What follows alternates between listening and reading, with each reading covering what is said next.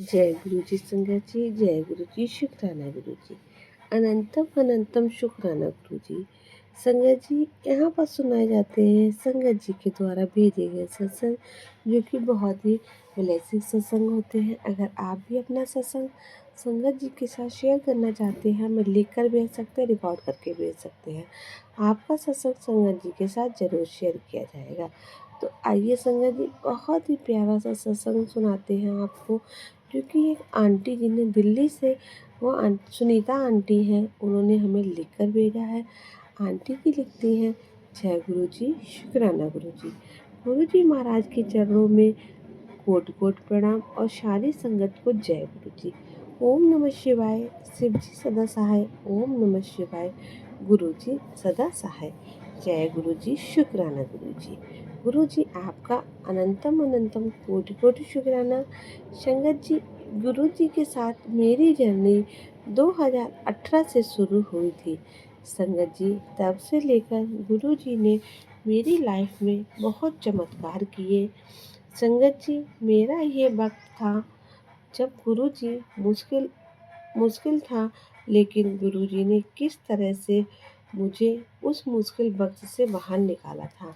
बहुत सत्संग हुए, मैंने अपने कई सत्संग भी शेयर किए हैं, जिसमें मैंने बताया है कि गुरु जी के साथ मेरी जर्नी कैसे शुरू हुई, किस तरह से गुरु जी ने मुझ पर कृपा करनी स्टार्ट करी।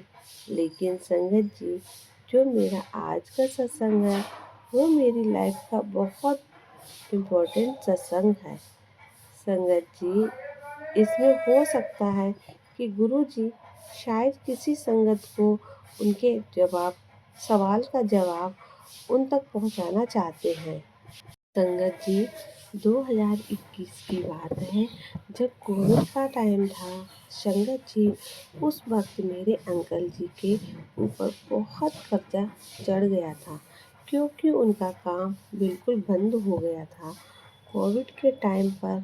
तो संगत जी, उन्होंने न जैसे वह अपना ग्रोसरी वगैरह का पहले उनका काम था, वैसे ग्रोसरी की शॉप खुली रहती थी कोरोना के टाइम पर। लेकिन संगत जी, हुआ क्या, न मेरे अंकल जी की अचानक एक दिन तबीयत खराब हो गई, और मेरे अंकल जी अकेले ही हैं।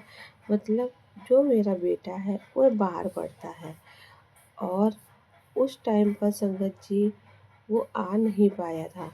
तो संगत जी, जब कोविड का टाइम मतलब 2 या 3 महीने निकले थे, उसके बाद मेरा बेटा आया।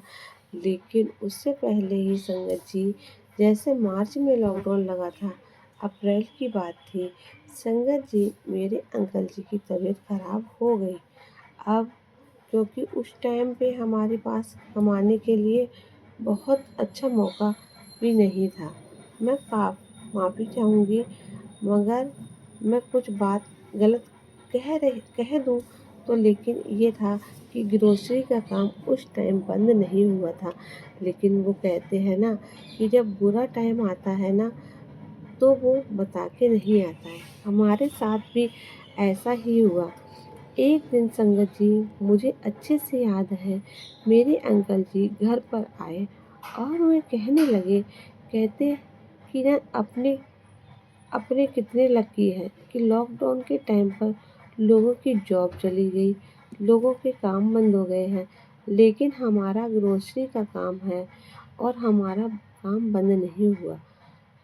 हम फिर भी काम कर रहे हैं। हमारे पास बने हुए थे शॉप खोलने के लिए। तो संगत जी ऐसे ही वे बात कर रहे थे, तो उनकी बातों से मैं माफ़ी चाहूँगी।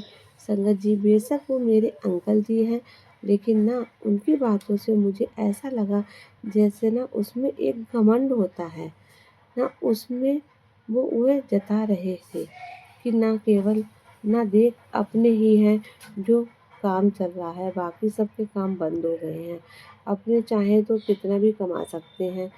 तो ना संगत जी ऐसे ही हुआ। तो मैं उनको बोलने लगी, मतलब ऐसे हमारी बहस हो गई। मैंने कहा कि आप ना ऐसे मत बोलो, क्योंकि टाइम का कुछ पता नहीं होता है। हमें तो हमेशा बस गुरु जी का शुक्राना करना चाहिए। संगत जी, मेरे अंकल जी गुरु जी के साथ बिल्कुल भी कनेक्ट नहीं थे उस टाइम तो। लेकिन ना मुझे जब से मैं गुरु जी के साथ जुड़ी थी, गुरु जी ने ना मुझे तो बहुत नीमा रहना सिखा दिया था। मेरे मन में हमेशा दूसरों के प्रति दया का भाव हमेशा रहता था। लेकिन मेरे अंकल जी, क्योंकि ना मेरे अंकल जी के पास ना पिछला पैसा, जिसे हम कह सकते हैं कि उनका बैकग्राउंड बहुत स्ट्रॉन्ग था। यानी कि मेरे जो ससुर थे उन्होंने काफ़ी प्रॉपर्टी वगैरह बनाई हुई थी, जिसमें हमारा बहुत अच्छे मतलब हम बिलोंग करते थे अच्छी फैमिली से, कि हमारे पास किसी चीज़ की कोई कमी नहीं थी। और गुरुजी के क्या पास है, मेरे अंकल जी का काम भी अच्छा चलता था। लेकिन ऐसे ही जब बात हुई तो उनके 2 या 3 दिन के बाद की बात है संगत जी। एक दिन मेरे अंकल जी की तबीयत अचानक से खराब हो गई। तो जब मेरे अंकल जी की तबीयत खराब हुई तो उसके बाद यही था, लॉकडाउन में ना कभी भी जो वो हेल्थ वाले थे वो कभी भी चेक करने आ जाते थे कि उनको कोई फीवर वगैरह तो नहीं है। अब शॉप खोल के बैठे हो, क्योंकि उस टाइम पर आप सबको पता है कि कोरोना का टाइम था और कितना मुश्किल वक्त था हम सबके लिए। आप संगत जी, मेरे अंकल जी ने ना काफ़ी राशन जो था ग्रोसरी का काफ़ी सामान जो उधार दे दिया था, कि चलो हमें अच्छी कमाई हो जाएगी इन लॉकडाउन में, तो हम उनको पैसे दे देंगे। संगत जी, काफ़ी उन्होंने सामान अपनी शॉप से मंगवा लिया। और ना संगत जी, जो चीज़ें ऐसी चीज़ें थी जो हम सेल पहले नहीं कर सकते थे, वही चीज़ें भी संगत जी मेरे अंकल जी ने मंगवा ली। जैसे ही हम ग्रोसरी का काम था, लेकिन उसमें ना जैसा बच्चों का बुक कॉपी वगैरह होती है, पेंसिल वगैरह, रबड़ वगैरह, ये सारी चीज़ें मंगवा ली। और थोड़ा बहुत जैसे फास्ट फूड का सामान था, जो हम कहते हैं ना कि डेली का सामान था, वो भी मेरे अंकल जी ने मंगवा लिया। जैसे जैसे चीज़ वगैरह और ये सब तो ना ओवर ही सामान उन्होंने अपनी शॉप पे इकट्ठा कर लिया कि चलो सेल हो जाएगी। क्योंकि ना लॉकडाउन के टाइम पर लोगों ने घर पर बहुत तरह की रेसिपी वगैरह ट्राई करी है, तो वो कुछ ना कुछ लेते रहते थे। ये सब चीज़ जैसे मेरे अंकल जी के बाद 2-4 बार इस तरह से कस्टमर आए, तो मेरे अंकल जी वो सारा सामान भी उन्होंने शॉप पर लाकर रख दिया। अब संगत जी, मेरे अंकल जी की तबीयत खराब हो गई और संगत जी उनको, जब एक दिन की बात है कि उनको ना वो हेल्थ वाले चेक करने आए, तो देखा कि उनको ना फीवर था, ज़्यादा तो नहीं था लेकिन थोड़ा सा था, 101 या ऐसे होगा। संगत जी, उन्होंने मेरे अंकल जी को बोला कि आप कल से शॉप नहीं खोलोगे। 15 दिन के लिए उन्होंने मेरे अंकल जी को एक तरह से क्वारंटाइन कर दिया कि आप 15 दिन तक शॉप नहीं खोलोगे। वो डेली देखने आते थे कि मेरे अंकल जी की शॉप शॉप तो नहीं खोली, वो नहीं खोलते थे। फिर अब नहीं खोली। अब संगत जी, 15 दिन तक अगर शॉप बंद रहे तो आप समझ सकते हो कि कस्टमर फिर दूसरी जगह जाने लग जाते हैं, फिर वो कस्टमर रेगुलर नहीं रहता। अब संगत जी, मेरा बेटा भी नहीं था जो वह शॉप खोल देता। अब मेरे अंकल जी ही थे। पहले मैं सोचने लगी कि चलो मैं चली जाऊँगी वहाँ पर, लेकिन मुझे इतना नॉलेज वगैरह नहीं थी, तो मैं वहाँ पर नहीं गई। अब संगत जी, 15 दिन बाद शॉप बंद रही और ये टाइम था जब मेरे अंकल जी का आने करने का। अब उन पर एक तरह से, क्योंकि उन्होंने सामान जो था वो उधार लिया हुआ था। अब पैसे तो संगत जी सबके देने थे। 152 दिन बाद तो लोग पैसे के लिए बोलने लग गए कि हमें पैसा कुछ तो दो आप। क्योंकि मेरे अंकल जी ने सबको एक एक हफ्ते का टाइम दिया होगा कि थोड़ा बहुत दे दूँगा, या जैसे जो भी जो भी उनकी डील हुई होगी। लेकिन संगत जी, 15 दिन के बाद भी मेरे अंकल जी को ना हल्का हल्का फीवर सा रहता था। वैसे तो ठीक थे, बिल्कुल किसी तरह की कोई दिक्कत नहीं थी, लेकिन हाँ, कई बार उन्हें फीवर वगैरह हो जाता था। तो संगत जी 152 दिन तक उन्होंने शॉप बंद रखी। फिर दोबारा जब शॉप खोली तो हफ्ता ही शॉप खोली होगी, और संगत जी हफ्ते के बाद फिर से मेरे अंकल जी को फीवर हो गया।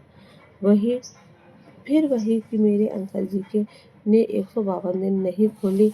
अब संगत जी जो सामान मेरे अंकल जी ने लोगों से लिया हुआ था, अब मेरे अंकल जी के सर पर एक तरह से वो टेंशन होने लगी। कर्जा ही हम कह सकते हैं कि कर्जा चढ़ गया, और वह भी नहीं था कि थोड़ा बहुत था। उन्होंने मतलब उसी टाइम में ना संगत जी हमारे कोरोना के टाइम में ही उन्होंने जो हमारे पास सामान था उसमें ऑलमोस्ट डबल सामान उन्होंने कर लिया था, क्योंकि पीछे सुनने को ये भी आ रहा था कि ना पीछे से राशन मतलब फैक्ट्रियाँ होना बंद होगी। तो उनको ये भी डर था कि कहीं कोई सामान ख़त्म ना हो जाए।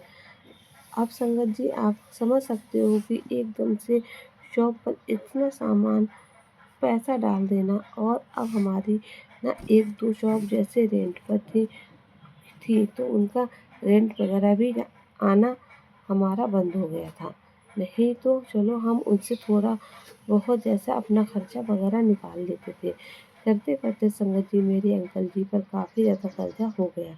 अब संगत जी मैं तो बहुत परेशान, ऊपर से मेरे अंकल जी के बिहेवियर इस तरह से हो गए, वो चिड़चिड़े हो गए, क्योंकि उन्हें भी पता था कि ये मैंने पंगा ले लिया है।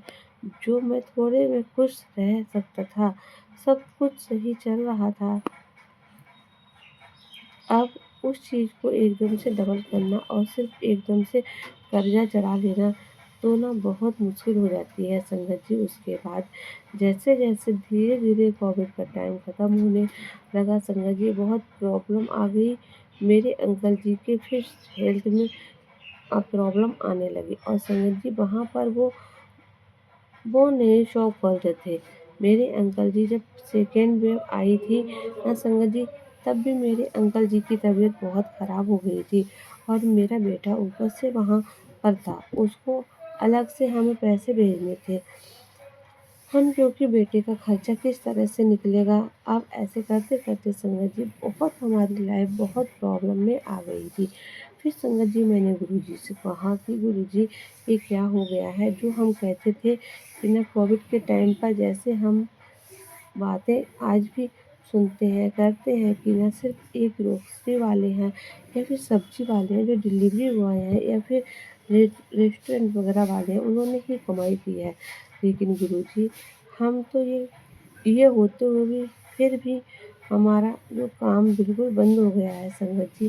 गुरुजी मैं ना मुझे सत्संग में कभी टाइम पर सुनवा था कि गुरुजी ने कहा था कि उसका भी अहंकार नीचे उतरता बहुत उतारना बहुत ज़रूरी था। उसमें इतना अहंकार आ गया था, इस तरह के गुरुजी के मैसेज आने लगे। फिर मैंने अपने अंकल जी की तरफ से गुरुजी से माफ़ी मांगी। गुरुजी आप अगर आपको लगे कि उन्होंने कुछ भी गलत बोला है या किया है तो प्लीज़ गुरुजी उन्हें माफ़ कर दो। लेकिन फिर भी संगत जी मैं ये नहीं कहूँगी कि मेरे अंकल जी ऐसे नहीं हैं। उनका नेचर है थोड़ा बहुत कि ना उन उनमें मंगो मागरा और एटीट्यूड काफ़ी ज़्यादा है। क्योंकि ना जब हमारे पास एक होता है ना, हमने खुद ही मेहनत से कुछ अर्न किया है, तो हमें इतनी अकड़ वगैरह नहीं होती है। जब हमें पिछला पैसा मिल जाता है ना संगत जी, हमें अकड़ हो जाती है। अब संगत जी मेरे अंकल जी ने सोचा कि इतना मैंने कर कर्जा कर चढ़ा लिया है, तो मैं कैसे कोई चीज़ सेल करके और उससे अपना जो कर्जा है उतार दूँगा।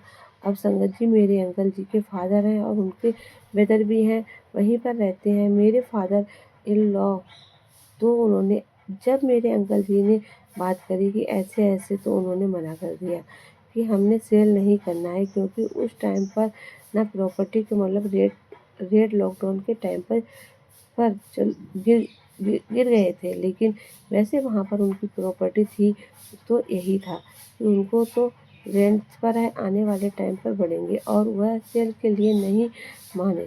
अंकल जी कि जो ब्रदर थे वह भी नहीं माने, तो वह कहने लगे कि अगर तूने कर्जा चढ़ाया तू खुद उतार। अब संगत जी उन्हें समझ में नहीं आया कि क्या करे, कैसे करे। फिर संगत जी एक दिन की बात है कि ना मैं गुरु जी का एक सत्संग सुन रही थी। उसमें गुरु जी ने एक संगत जी के थ्रू मेरे तक ये मैसेज पहुंचाया, जिसमें वो संगत जी कह रहे थे कि उनके ना हस्बैंड बहुत कर्जा था और उनका कर्जा उतर नहीं रहा था। तो उन्होंने बताया कि अगर अगर आपके गुरुजी ने एक उपाय बताया है कि अगर आपके ऊपर कोई कर्जा है या फिर आपने किसी से पैसे लेने हैं, या कई बार होता है ना कि हमारे पास हमारा ऊपर कर्जा तो नहीं है, लेकिन ना हमने किसी से पैसे लेने होते हैं, लेकिन वह हमें पैसे देता नहीं है, तो उसके लिए सेम उपाय बताया है कि पैसे से रिलेटेड अगर आपने कोई इनकम का सोर्स एकदम से बंद हो जा गया है चलते फिरते, या फिर आपके होते कहीं पर पैसे हैं, या फिर आपने आपके ऊपर कोई कर्जा चढ़ गया है पैसे से रिलेटेड, उन्होंने बताया है ये उपाय कोई भी कर सकता है जिसमें भी पैसे से रिलेटेड प्रॉब्लम है। तो संगत जी मैंने ये सत्संग सुना, उसमें आंटी ये बता रही थी कि आपने क्या करना है, गुड़ लेना है और देसी घी लेना है, जितनी आपकी श्रद्धा हो। ऐसा नहीं कि ज़्यादा क्वालिटी में लेना है, जितना भी आप ले उसको थोड़ा सा गुड़ ले, थोड़ी सी देसी घी ले लो। गणेश जी जिस दिन गणेश चतुर्थी होती है ना, संकट चतुर्थी जिसे हम कहते हैं बोलते हैं, विनायक चतुर्थी भी उसे ही बोलते हैं, मतलब जिस दिन भी चतुर्थी होती है गणेश जी उस दिन ये उपाय करना है। और संगत जी गुरु जी कहते हैं देखो ये सत्संग मुझसे करवाया है, तो मैं आपको एक बात और बताना चाहूँगी। ये 3 मार्च को यानी कि परसों विनायक चतुर्थी है। अगर हो सकता है कि गुरु जी किसी को ये मैसेज देना चाहते हो, तो उस दिन संगत जी आपने क्या करना है, गुड़ लेना है, थोड़ा सा घी लेना है, उसे गणेश जी के मंदिर में उसको चढ़ा के आना है। और चढ़ाते टाइम मंत्र बोलना है, ओम गण गणपताय नमः, ओम गण गणपताय नमः। 11 बार 11 बार उसका उच्चारण करना है। गणपति का गुड़ और जैसे घी का भोग लगाना है, उनको चढ़ाना है, उनको अर्पित करना है। और इससे जो भी आपकी परेशानी है, आपका कोई ऐसा अटका हुआ है, या फिर आपके ऊपर कर्जा है, या फिर पैसे से रिलेटेड कोई दिक्कत है, जैसे कई बार होता है कोई भी किसी को कोई सैलरी टाइम पर नहीं मिल रही होती है, वैसे पैसे से रिलेटेड कोई भी दिक्कत है, तो वो आपकी दिक्कत जो है वो आपकी परेशानी है वो गुरुजी दूर कर देंगे। और संगत जी ये आप ज़रूर करके देखें, क्योंकि मैंने ये करा है। और संगत जी आज बिलीव नहीं करोगे कि मेरे सिर्फ एक बार ये उपाय करने से संगत जी मेरे अंकल जी का जो कर्ज था वो सारा ख़त्म हो गया। और संगत जी मैंने उन्हें ये भी कहा है कि ये गुरुजी ने करवाया है, आप गुरुजी का शुक्राना करो। संगत जी मैंने अंकल जी काफ़ी ज़्यादा डिप्रेशन में चले गए थे, उनको टेंशन हो गई थी कि अब ये सब कुछ कैसे ठीक होगा, लेकिन गुरु जी हैं न संगत जी, वो सब कुछ कर सकते हैं। आज मेरे अंकल जी भी गुरु जी से के साथ कनेक्ट हैं और गुरु जी को बहुत मानते हैं। उनके बिहेवियर में भी संगत जी बहुत बदलाव आया है, बहुत चेंज आए हैं। पहले पहले उनका ईगो, उनका अहंकार संगत जी खत्म ही नहीं होता था। आज वो इतने नीवे हो गए हैं। शुक्राना गुरुजी, अनंतम अनंतम शुक्राना गुरुजी। उन्हें कई सत्संग में समझाया कि पुत्र तू दूध दे, पैसे ना घमंड ना कर, आप कमा के करें, या फिर है गला। और संगत जी ये बात बिल्कुल सही है, जब हम अपने आप बाप दादा के पैसों का थोड़ा सा भी घमंड करते हैं, उसमें संगत जी कोई फ़ायदा नहीं है। जब अपना कमा के अगर हम कहते हैं ना कि हाँ ये मेरी मेहनत की कमाई है, तो संगत जी हमें घमंड आता ही नहीं, हमें वो ईगो अहंकार आता ही नहीं, क्योंकि उसमें नहीं होती है। उसमें हमारा स्ट्रगल होता है, हमें पता होता है संगत जी कि हमारी कितनी मेहनत करी है, कितना कुछ हमने देखा है अपनी लाइफ में। शुक्राना गुरुजी, अनंतम अनंतम शुक्राना। सत्संग मेरे दिल के बहुत करीब है, क्योंकि संगत जी मेरे गुरुजी ने बताए हुए एक उपाय से गुरुजी ने मेरी पूरी लाइफ ही बदल दी। इतनी बड़ी टेंशन से हमें बाहर निकाला है। शुक्राना शुक्राना अनंतम अनंतम शुक्राना गुरुजी का। अब मैं गुरुजी से इजाज़त लेती हूँ गुरुजी के मंत्र जाप के साथ। ओम नमः शिवाय। शिव जी सदा सहाय।